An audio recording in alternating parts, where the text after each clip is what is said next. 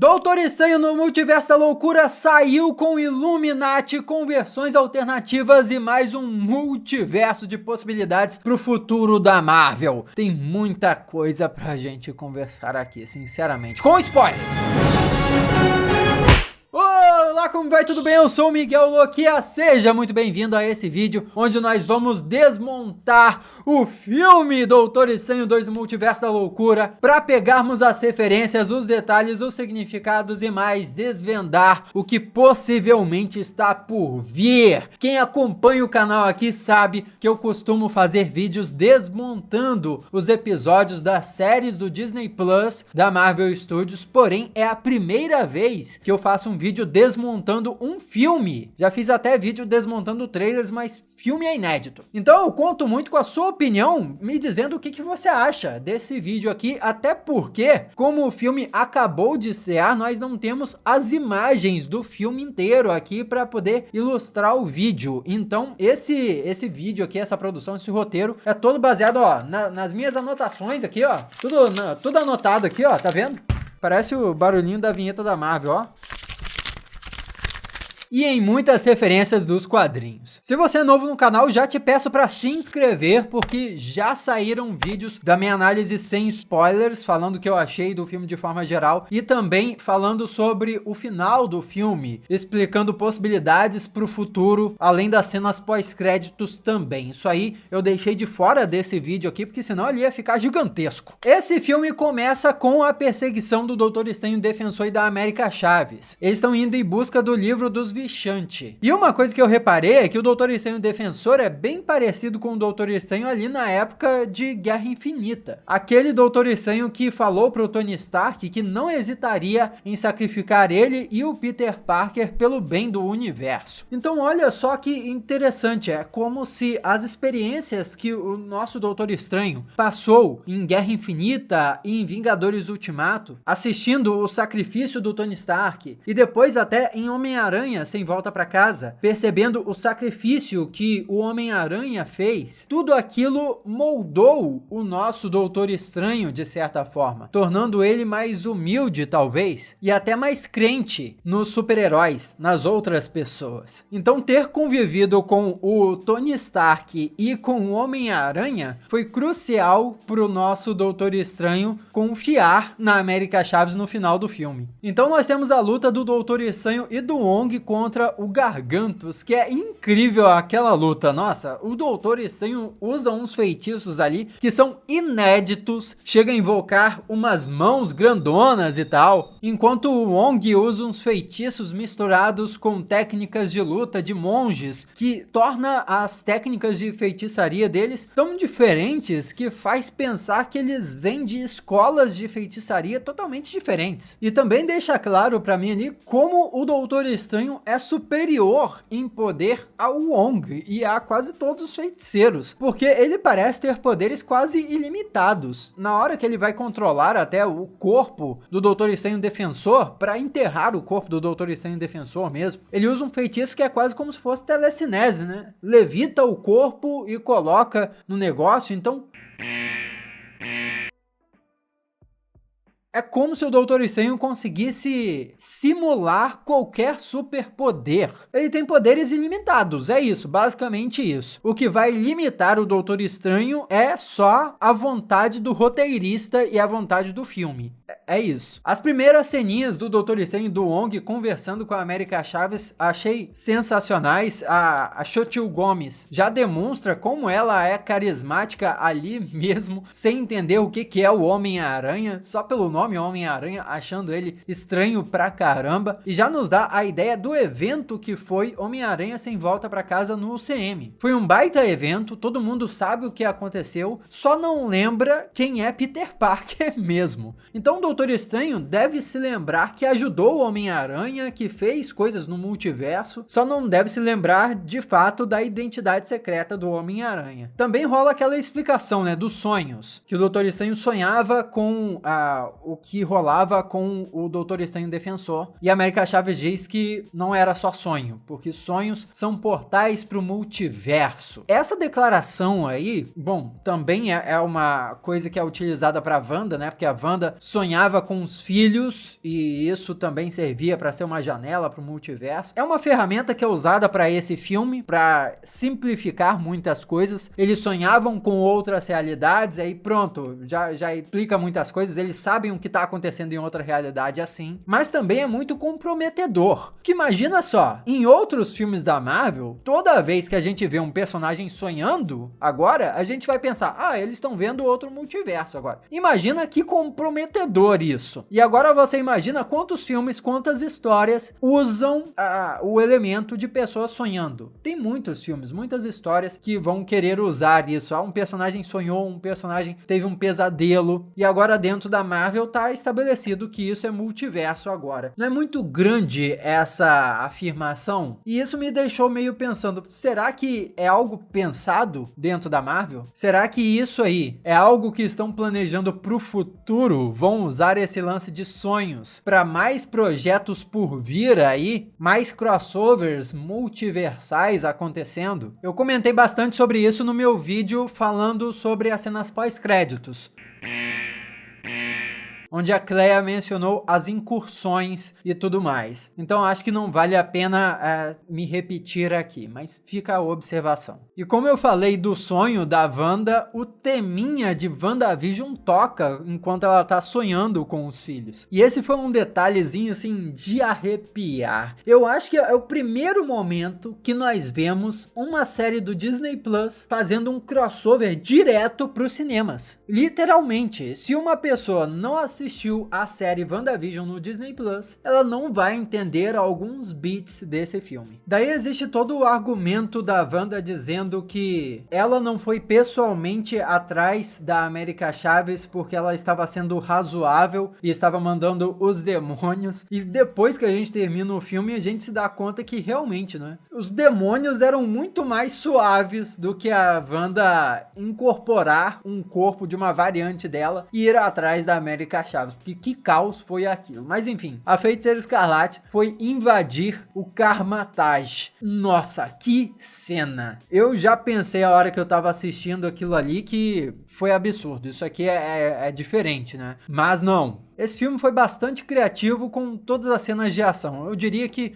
a cena de ação mais básica foi a cena da luta da Feiticeira Escarlate com os Illuminati. Só que a gente vai falar mais sobre os Illuminati mais pra frente. Essa invasão da Wanda no Kamar-Taj achei muito interessante porque conseguiram explorar bem os diferentes tipos de poder que ela tem. E são poderes que o UCM não explorava há muito tempo. Lá em Vingadores Era de Ultron, quando ela apareceu pela primeira vez, nós vimos alguns poderes diferentes da Feiticeira Escarlate. Ela colocando ilusões na cabeça dos Vingadores, se movendo de uma forma diferente. Só que depois, quando ela apareceu das vezes seguintes no universo cinematográfico da Marvel, ela não usou mais nada daquilo. Ela só pareceu ter telecinese. E aqui agora, como Feiticeira Escarlate, finalmente ela está usando poderes diversos e poderes com um toque de terror, usando reflexos para se transportar, para controlar o ambiente. Aquilo foi um toque ali que, como se ela fosse um monstro em um filme de terror.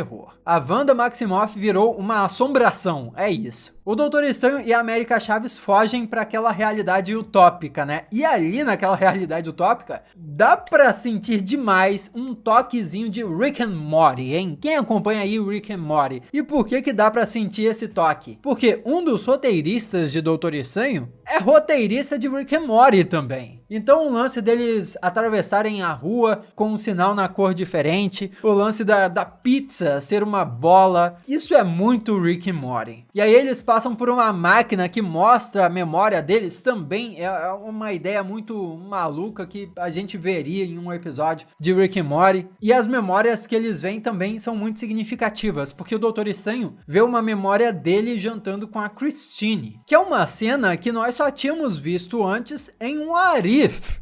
Olha só, então é basicamente uma cena de What If transformada agora em live action. Surreal, é como se o What If tivesse dado spoilers de alguns detalhes de Doutor Estranho 2. Não pra mim, eu não acho que deu, mas esse pessoal desesperado com spoiler aí provavelmente acharia isso. Eu tenho o meu vídeo desmontando o episódio do Doutor Estranho em What If, então vou deixar o link aqui embaixo pra você assistir porque vale bastante a pena. E a memória da América Chaves foi ela se lembrando das mães. Eu contei a história da América Chaves nos quadrinhos, que eles, como previsto, resumiram demais aqui, mas mantiveram esse detalhe fiel, o que me deixa bastante feliz. Eu vou deixar o vídeo onde eu falei sobre a América Chaves e como ela é o futuro para Marvel nos cinemas, aqui na descrição, vale bastante a pena também. E é nessa realidade que aparece o Bruce Campbell também, né? O cara é o vendedor da pizza em bola. E ele vai voltar lá na cena pós-créditos. Uma coisa interessante é que alguns rumores diziam que o Bruce Campbell iria mesmo aparecer, só que como Balder, um dos membros dos Illuminati e que seria um Asgardiano, irmão do Thor, como o Balder é nos quadrinhos. Aí fica a questão, né? Será que ele realmente gravou uma cena como Balder, mas cortaram, mudaram ou não? Os vazamentos estavam errados. Eu vou ficar atento para descobrir. Daí o Doutor Estranho se encontra com o Mordo e é preso. Cara ardiloso, né? Envenenou o Doutor Estranho com um chazinho porque sabia que no mano a mano não ia conseguir, né?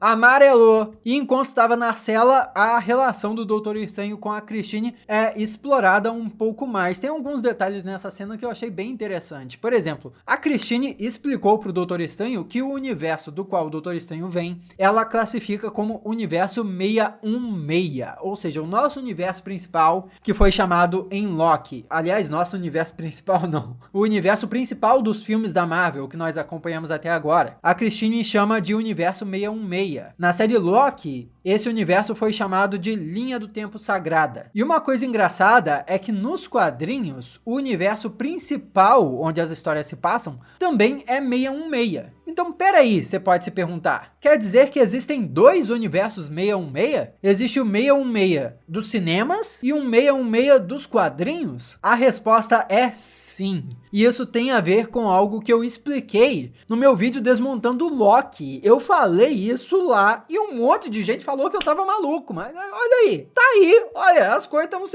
estão se confirmando. O que eu falei lá foi o seguinte, que a Marvel estava desenvolvendo pra gente não um multiverso, mas vários multiversos. O que é isso? Um multiverso é um coletivo de universos. E vários multiversos seriam vários universos juntos. Então, imagina assim, você tem um pãozinho. Cada pão é um universo. E aí você tem um saco de pão. Esse saco de pão é um multiverso, porque tem vários pãezinhos dentro. Porém, existem vários sacos de pães diferentes, porque existem vários multiversos. Daí é o que se chamaria de omniverso, vários multiversos diferentes. Então, o que acontece na Marvel é que existem vários multiversos. No caso, existe o multiverso dos quadrinhos e o multiverso dos cinemas. Por que a Marvel está fazendo isso? Porque nos quadrinhos, por exemplo, existem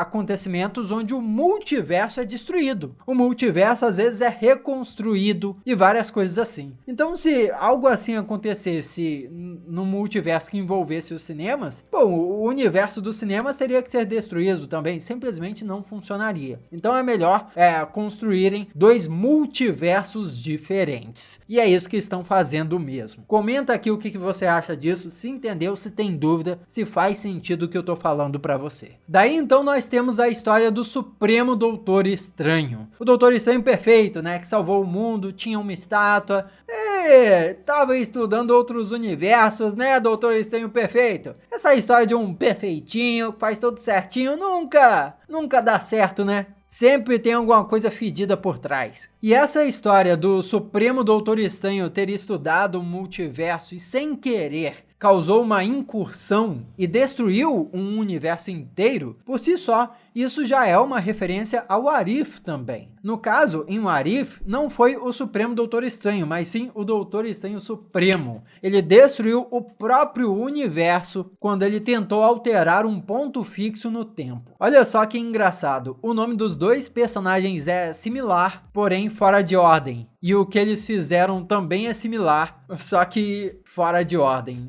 Supremo Doutor Estranho e Doutor Estranho Supremo. Destruíram o próprio universo, destruíram outro universo. E no fim das contas, os Illuminati mataram ele.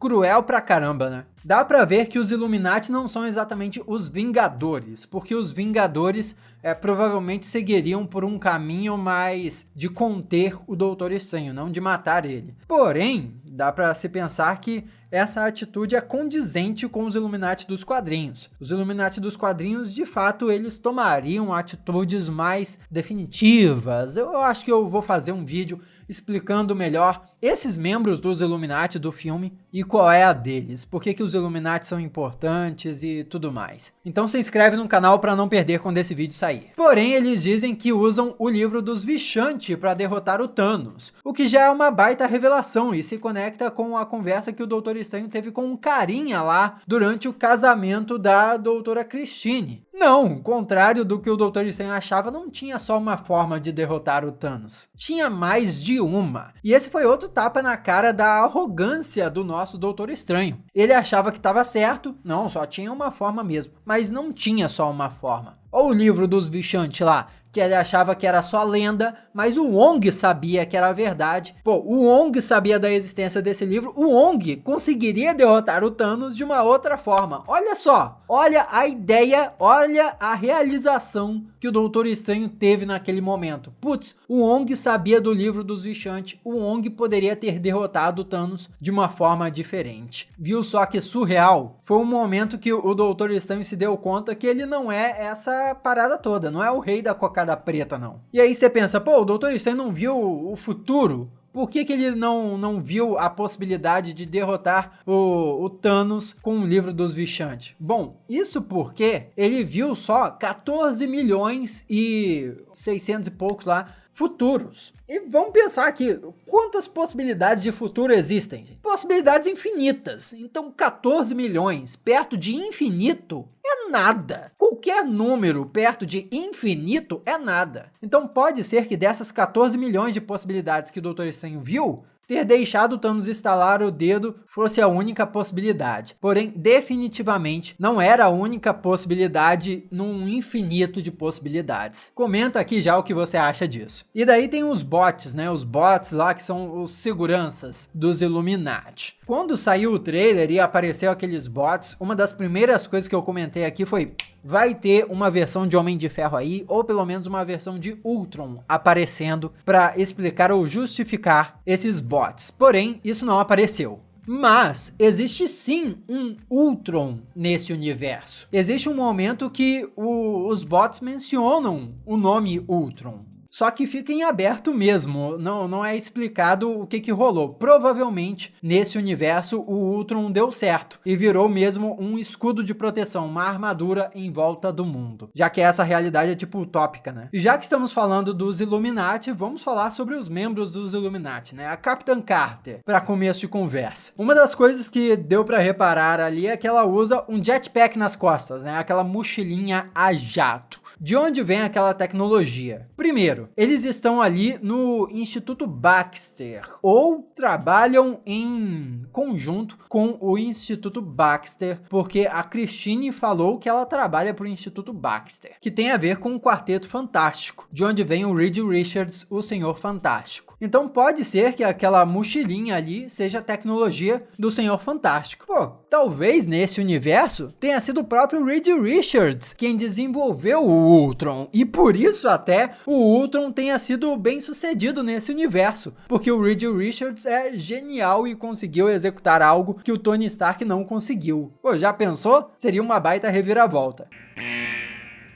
No filme ela também fala a baita frase do Capitão América, né? Eu posso fazer isso o dia todo. E até dura bastante na luta, mas acaba morrendo. Eu esperava que talvez ela fosse sobreviver a essa luta de alguma forma, mas faz sentido ela ter morrido, né? Considerando a história do filme. Só que eu achei que ela sobreviveria devido aos rumores que estavam circulando por aí de que a Marvel poderia estar trabalhando em uma série em live action da Capitã Carter. De todo modo, se essa série em live action vai sair ou não, é fato que a história da Capitã Carter vai continuar em What If. Ela aí em live action já é uma baita referência ao What If. E só para deixar claro, essa Capitã Carter que apareceu com os Illuminati não é a mesma versão de Capitã Carter que apareceu na série What If. A Capitã Carter de What If tá Vivinha da Silva lá na realidade dela, atuando, e inclusive acabou de se reencontrar com o Steve Rogers da realidade dela, que tá preso lá na armadura do Esmagador Hydra. Isso aconteceu no finalzinho da primeira temporada de What If. E então temos a Capitã Marvel também. A Capitã Marvel é a Maria Rambeau. Nesse universo, provavelmente foi a Maria quem decidiu ajudar a Marvel e ganhou os poderes do Tesseract, em vez da Carol Danvers. No fim das contas, eu não senti muita diferença na personalidade da personagem. Não sei de você, nem nos poderes, pra falar a verdade. Mas achei legal a presença dela mesmo assim. O Raio Negro foi uma presença curiosa no filme. Pra quem não sabe, Raio Negro é o rei dos Inumanos, que é toda uma raça que existe no universo Marvel dos quadrinhos. Eles são um tanto parecidos com os mutantes, para resumir bem. Só que a origem deles é diferente. Eles são resultados de experimentos dos Kree, que acabou criando uma raça que já existe há muito tempo, com uma família real e tudo mais. E para despertarem os poderes,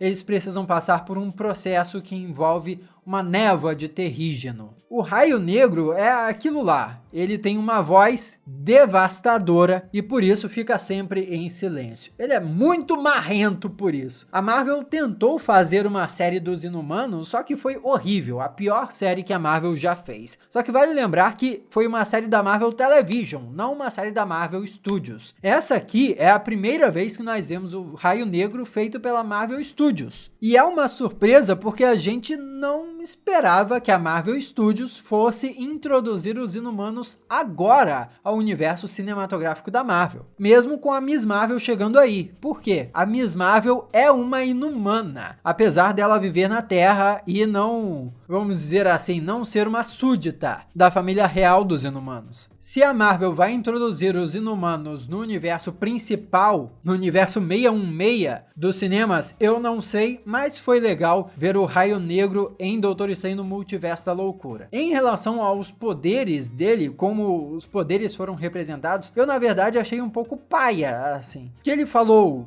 me desculpe, para executar o Supremo Doutor Estranho, e ficou ali saindo a voz depois que ele parou de falar. Tá certo que ficou muito parecido com os quadrinhos, mas os quadrinhos tentam representar ali que é a voz dele que faz um estrago. Mas no filme ficou parecendo que ele falou, mas depois dele falar, continuou saindo uma rajada da boca dele. Então, peraí, é a voz dele que causa um estrago ou é outra coisa? Enfim, achei um pouco estranho, mas de todo modo, foi muito legal ver ele ali. O que você achou? Mas eu achei muito legal mesmo ver o Reed Richards, o Senhor Fantástico do Quarteto Fantástico. E ele mencionou a esposa dele, a Sue Storm, a Mulher Invisível, e os filhos, o Franklin Richards e a Valéria. Ou seja, esse é um Reed Richards que já tá em uma etapa mais avançada da vida. Ele já tá com a família formada, não é só o Quarteto Fantástico. Isso é muito legal, já deixa a gente imaginando, pô, quando a Marvel for introduzir essa equipe no universo principal com o filme, será que a equipe vai estar num estágio avançado, assim, já com a família formada, ou eles vão estar mais jovens? Só com um quarteto mesmo. E foi ele que mencionou as incursões, né? Faz todo sentido porque o Quarteto Fantástico, ele tá intrinsecamente conectado com as guerras secretas mais recentes, que aconteceram em 2015 nos quadrinhos. E as aventuras deles têm tudo a ver com o multiverso, realidades diferentes e essas coisas todas. Nossa, o filme do Quarteto Fantástico vai ser sensacional. E eis que o Professor Xavier chega com a cadeirinha ali baita referência ao Professor Xavier dos anos 90. Esse Professor Xavier aqui de Doutor Estranho 2 é uma amálgama, né? Uma mistura do Professor Xavier dos filmes dos X-Men com o Professor Xavier do desenho dos anos 90. Mas quando ele chega, toca o tema do desenho animado dos anos 90. E a gentileza com a qual introduzem o Professor Xavier aqui não poderia ser mais incrível. Tem pouquíssimo espaço no filme, mas as frases dele, as falas dele são gentis, assim, é o Professor Xavier que os mutantes gostariam de seguir, com certeza. E a frase dele, né? Só porque alguém tropeça não significa que perdeu o caminho para sempre. Caramba! Definitivamente é um dos professores Xavieres que nós esperamos ver nos cinemas. Eu digo um dos professores Xavieres porque, assim, nos quadrinhos, o professor Xavier também pode ser meio um babaca, tá? Então, existem essas possibilidades. Mas dá um quentinho no coração ver o Patrick Stewart possivelmente se despedindo do personagem assim. E eu digo se despedindo porque o Patrick Stewart diz que não voltaria a interpretar o Professor Xavier depois de Logan. Mas aí, ele voltou para interpretar aqui em Doutor Estranho. Então você imagina, né?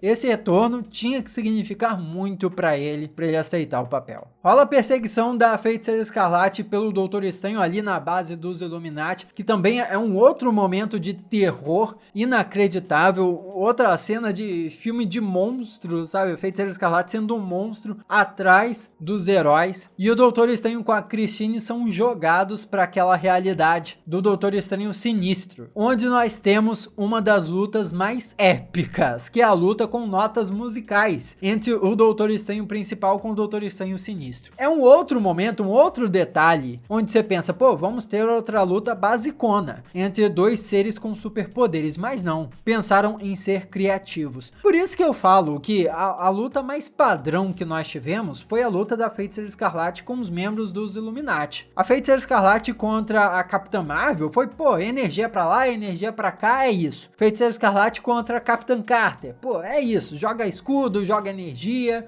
tanto que eu nem comentei muito essas brigas, a gente já viu lutas semelhantes em vários outros filmes. Mas a luta contra o Gargantos, a invasão ao Kamar-Taj, essa luta com as notas musicais e até depois a batalha final do Doutor Estranho Zumbi, que nós vamos chegar lá. São momentos que o roteirista, o diretor, a equipe de Doutor Estranho 2 deve ter se reunido e pensado, tá, como é que nós vamos tornar essa cena aqui diferente? E que delicioso foi isso, esse filme não foi um tédio em nenhum momento. Daí o Doutor Estranho usa o Darkhold para poder reanimar o seu próprio corpo no outro universo. Evil Dead, né? Sam Raimi tem experiência com filmes de zumbi. Ele tava ali em casa. E poderia ser mais uma cena básica, né? O corpo morto levantando, porém, ainda assim conseguiu criar um paralelo com a Christine e o Doutor Estranho aqui, tendo que lidar com os espíritos que estavam aparecendo e lutando com o Doutor Estranho, tentando puxar ele, e a Christine manda aquele motivacional pro Doutor Estranho. Nossa, a trilha sonora nesse momento, no filme inteiro, aliás, mas nesse momento em específico, a trilha sonora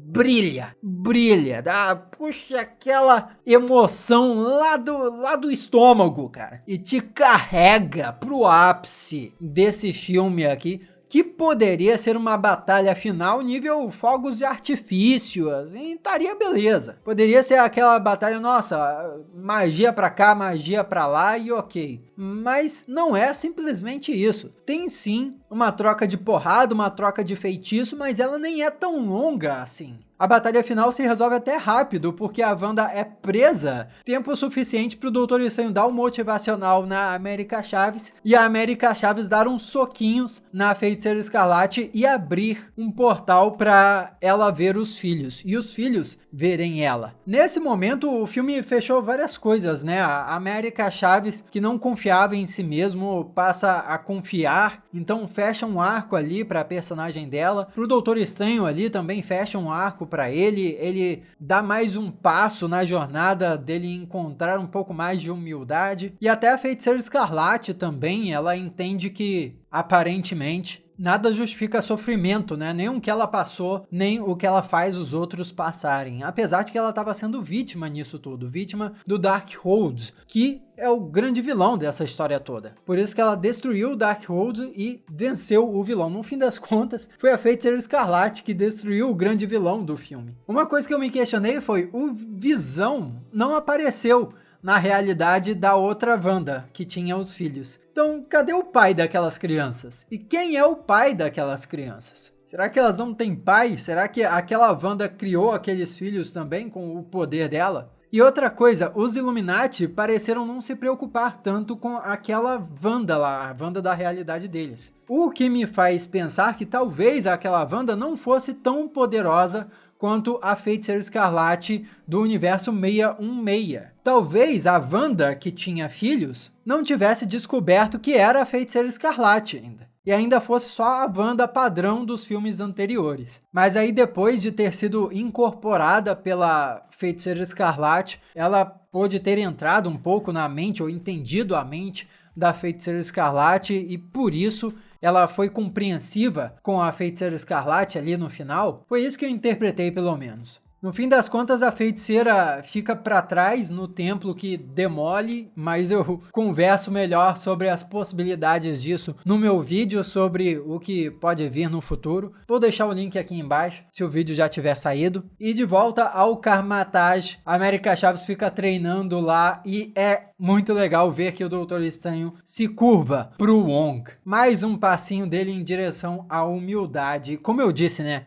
Lá atrás, ele não sabia do livro dos Vishanti, o Wong sabia, e na realidade dos Illuminati, eles derrotaram o Thanos com o livro dos Vishanti. Talvez o Wong conseguiria ter derrotado o Thanos com aquele conhecimento. Surreal esse filme. Comenta aqui o que você achou disso tudo. Comenta o que você achou desse vídeo. Vamos trocar uma ideia a respeito. Aqui do lado tem outros vídeos que você já pode assistir. Muito obrigado pela sua companhia fenomenal. Eu sou o Miguel Loquia e a gente se vê na próxima.